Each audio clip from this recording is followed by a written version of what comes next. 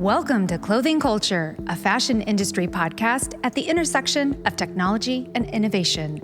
I'm Emily Lane. And I'm Bret Schnitker. We speak with experts and disruptors who are moving the industry forward And discuss solutions to real industry challenges. Clothing Culture is brought to you by Stars Design Group, a global design and production house with more than 30 years of experience.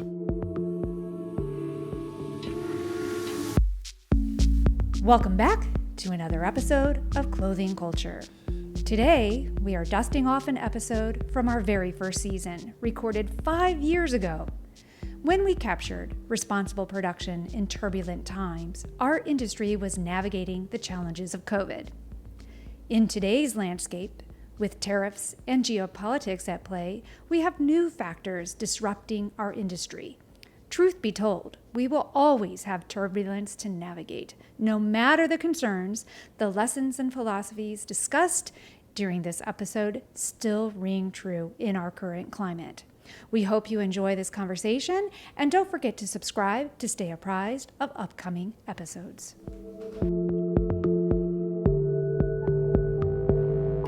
Welcome back to another episode of Clothing Culture. Today, we are going to be talking about responsible production and manufacturing in a turbulent world. Welcome back, Bret. Hi, Emily. And wow, what a topic. Turbulent world, responsible production. Let's start at what does responsible really mean? Yeah. Because I think we understand what turbulent world perhaps means. I remember my parents saying when I went out, on a date, be responsible, but that's not what this means. I think, that term has changed in the industry for a really, over many years. It used to be responsibly find a manufacturer that could give you a quality product at a good price on time. But today it means, so much more than that. It focuses on the welfare of the workers. I think the world talks about sustainability a lot, but part of that sustainability is the human chain too, right? Mm-hmm. The humans that are manufacturing product. And, there's a lot of economies that live and thrive on apparel as part of, their GDP, and workers' rights are more and more important. And I think, we've heard these devastating stories around the world of people that have not taken care of their workers or been very irresponsible with places that they put workers. And, it's really hurt overall economies and people. These can be our brothers and sisters. They can be family members. I've traveled the world. I've been in over 70 countries. And these people just want to feed their families. They have similar hopes and dreams as many of us do. And I think it's important that we show them that we care too, How do you go about vetting whether or not a manufacturing partner is truly being good to the workers and really cares about worker welfare? It's definitely not an overnight decision for us. I think it comes to developing a relationship, understanding the mentality behind ownership or management of a particular factory and what they find important. That's foremost in our minds when we sit down and think about factory relationships. One of the other ways to do it, a powerful way to do it also, is certifications. There are organizations that are out there that help those that don't have time or ability to develop, direct relationships with a number of factories to help understand where they sit on workers' welfare and workers' rights. RAP, BSCI, Better Work are some of those different organizations, and they have, in many cases, pretty stringent requirements on managing, the different workers' rights around the world. Is that an expensive process for people to go through? Yeah, I think that probably therein lies some of the challenge on a global scale, because it is a time-consuming, expensive process for a lot of factories to go through those certifications. And much like in the United States, we talked about last episode about boutique brands, right? A lot of boutique brands won't buy the mass quantities that these larger factories produce that can afford the certification and, all those different details. There's also boutique manufacturing, on that side of the coin. and they're generally family-run, small organizations, 1, 2 lines, sometimes 4, and they find it difficult to put all those steps in place. And I think that's where it goes back to really having a transparent relationship with both the ownership and dialoguing with factory workers and understanding where they are with laws and certifications and doing some detailed research to make sure that they are being compliant, they do care.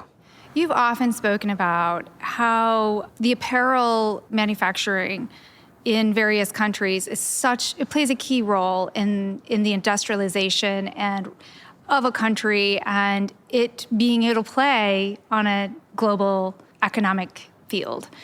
When thinking about that and thinking culturally and socially and just overall economics from one country to another and looking at these various certifications that come into play to measure worker welfare, is it all looked at through the same lens? That's an interesting question. We live in a pretty diverse world, and each country has set up its own laws and regulations to manage worker welfare. And certainly, some countries are a lot more advanced in terms of workers' welfare and rights, and some countries are probably more repressive. So, the first part of looking and vetting a factory is, does it meet the laws of the land effectively? And in most of the countries I've been to, there's some pretty good information on that. However, the next step you have to do is look at the laws of the land.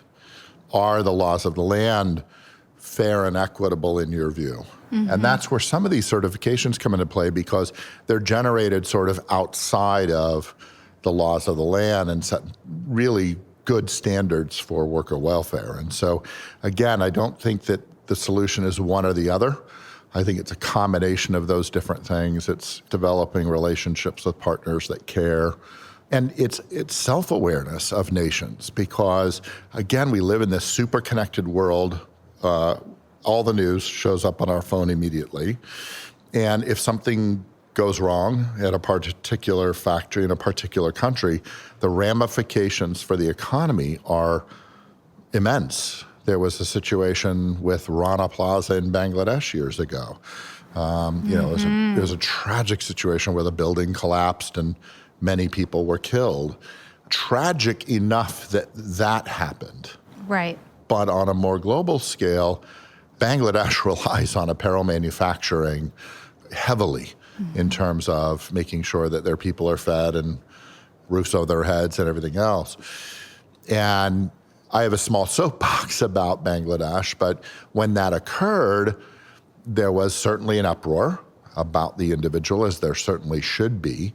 But instead of a global community, a global economic community, partnering together to say, look, we have this economic power and strength. You rely on the apparel manufacturing as a whole. We're going to use that leverage to ensure that workers' rights are improved. Many companies ran from Bangladesh. They were like, man, that's a problem spot. I'm not going to deal with those headaches. And so the impact to the economy and other workers because of that Rana Plaza situation was pretty profound. And, there's still production in Bangladesh, but I can tell you that at one point, the country itself and I think workers in general suffered from lack of production in the country. And I think there's more effective ways for us to understand that economic leverage, that business can have a lot of profound impact on improving workers' lives and rights. We got to engage and get a little messy, but I think it's important. There is certainly impact and a domino effect to certain decisions. And we've seen a lot of that in this last year. COVID came into play. A lot of people started canceling orders. Help walk us through kind of the impact of some of these rash decisions. Yeah, I think initially what we're seeing in many companies that we're dealing with is that demand exceeds supply today. It's human nature to panic, and especially in a situation that's unknown. It's not like we live through a pandemic every few years. This is a brand new situation. So, I understand the emotion and the decision in what occurred, self-preservation issues, company preservation issues, et cetera. But the ramifications going worldwide have been epic proportionally tragic. I mean, there have been good, upstanding companies that employ a lot of workers that really have gone out of business because these massive cancellations. They leverage their credit to supply these large American corporations or European corporations, et cetera. And when cancellations occur, they've got nowhere to go. And so, And they're also stuck with that bill, right? Because in many of these to cases, wherever they are along the production cycle, right? They've already paid to have, fabrics and trims and workers and bring projects along. So. Absolutely. So I think, we all talk partnership. We all talk about, global equity and everything. I think that comes into, there are probably different ways to have accomplished those situations along that pipeline. Preserving the fabric, slowing production, working out requirements in a better way than in some cases occurred internationally. Yeah, I think not making a quick decision and thinking through what can be done to preserve what's in place. And again, that domino effect, thinking about all of those people who have lost their jobs in these cities that are now economically deprived because people are not working. And as you mentioned, demand is still there. Yeah. So what can be done as far as creating a good strategy for, balanced production in today's world? And what does really balanced production mean? Yeah, so you're right. What does it mean? It's a complicated question. And it changes based upon each brand or company's individual product mix, right? Okay. So, but a good strategy is making sure that you're not country specific. This last year has had a lot of interesting things for our industry. Our industry's never been boring. I mean, there's always been something that's made for challenge and kept us up nights. But I think, with the advent of tariffs that were a miserable disaster. Constantly changing. Yeah. I think we had to be creative. Certainly, China had built a powerhouse of apparel manufacturing, and there are specific industries like shoes that were so heavily concentrated in China. And so, those costs either get passed along to the consumer or production has to move to various areas that tariffs don't exist. And the economy and the industrialization and the infrastructure has to be there for that business to move. I mean, China disproportionately ships a much larger percentage of apparel and footwear and stuff to the U.S. than other nations. And so managing that supply chain, I think, is interesting today. And COVID plays another role. You layer on this pandemic that's going on, and certain countries are harder hit by it. Certain countries managed to escape a number of things with good leadership. Taiwan, for instance, has very few cases of COVID. They just don't have a ton of apparel production anymore. They used to be a very large apparel producing nation, but they are doing, still doing some fabrication and other things. And so, understanding the different nuances of each nation and what each nation excels at or is not so good at is important as a starting point, but then understanding the balance of your assortment between these different nations that are occurring. It's a constant balancing game, and you've got to know these countries. You've got to know the nuances of production in each country that does production. So much to sort through. I mean, you really have to be globally curious.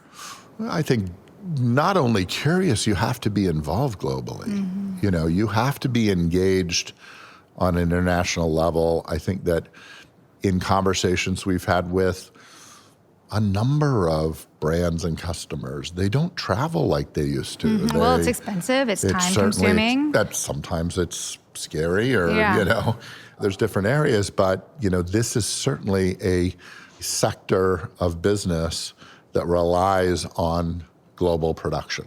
And I think you have to be very open and engaged real time on the ground, whether it's you or offices or partnerships or whatever in these various countries, to make sure that you're balancing all of these things that we've talked about. Worker welfare, quality, reliability, production, affordability, all those things. What are some other factors at play that have their hand in changing the economics of things or impacting decisions for locations of sourcing? A lot of those things have been around with us for years. We always are managing labor costs, political situations in countries, focus of country governments on what sectors they're investing in. For years, we really felt China's apparel production, not the textile part, the manufacturing of fabric, but the garment, cut, make, and sew kind of portions, factories. We really thought that those were going to end. They had, China had migrated and moved, as many nations do, to more advanced manufacturing. Right. Technology. Technologies, right? Appliances. They're able to garner more per hour income, so then workers benefit.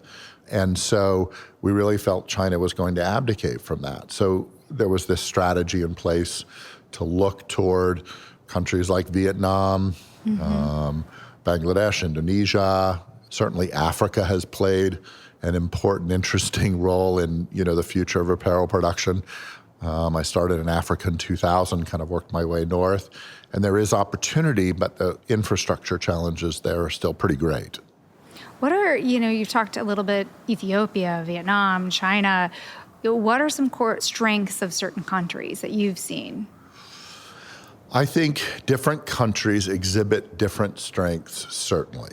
I think, when you look at India, I've been in India 30 years, and I find them to be extremely entrepreneurial. You give them a project, you give them a task, they really want to figure out a new solution for that. I think, that comes with the society as a whole. They tend to be entrepreneurial as a society.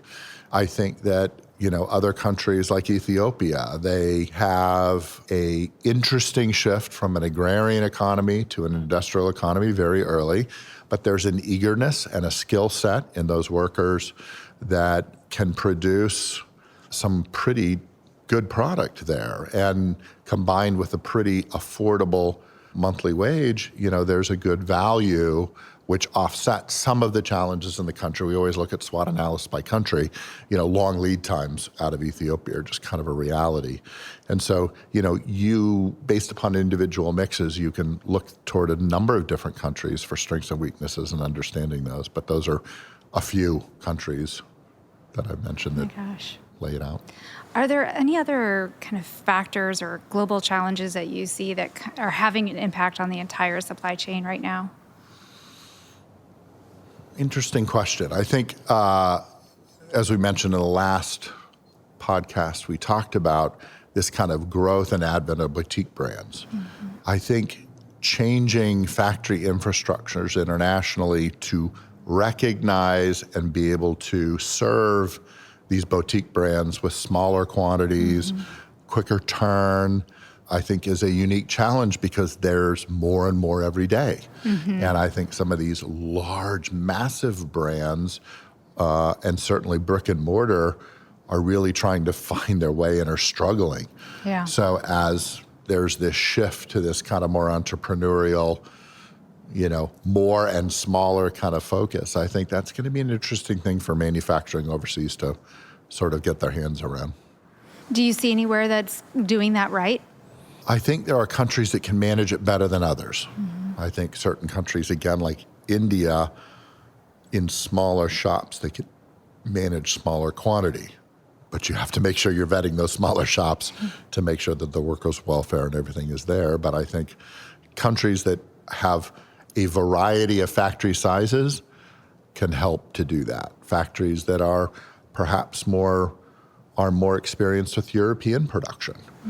In a lot of cases, European brands buy less quantity than some of the giants, Zara excluded for sure, and H&M. But I think, there are a lot of those factories that kind of are in this orbit of these smaller brands that understand that. And I think places like Turkey have some good manufacturing capabilities. We were on a government trade mission to El Salvador. Right. And I think there's some opportunity for a country like El Salvador with smaller factory bases and proximity to the U.S. to play a strategic role in kind of this evolution of brands in the U.S. There is so much to consider in this space. Do you have any other kind of final thoughts to share in today's conversation? I think manufacturing and sourcing is not an easy process. And I think partnering with a reliable manufacturing source, someone that's embraced the world over a number of years, is really important. And again, as we deal and we talk about transparency and so much of this stuff, really understanding the transparency in the supply chain is equally important. Well, thank you. That is a great tie-in to episode 3, where we talk about vetting factory partners. Make sure you check it out and subscribe so you don't miss any of these insightful conversations. Thanks, Emily.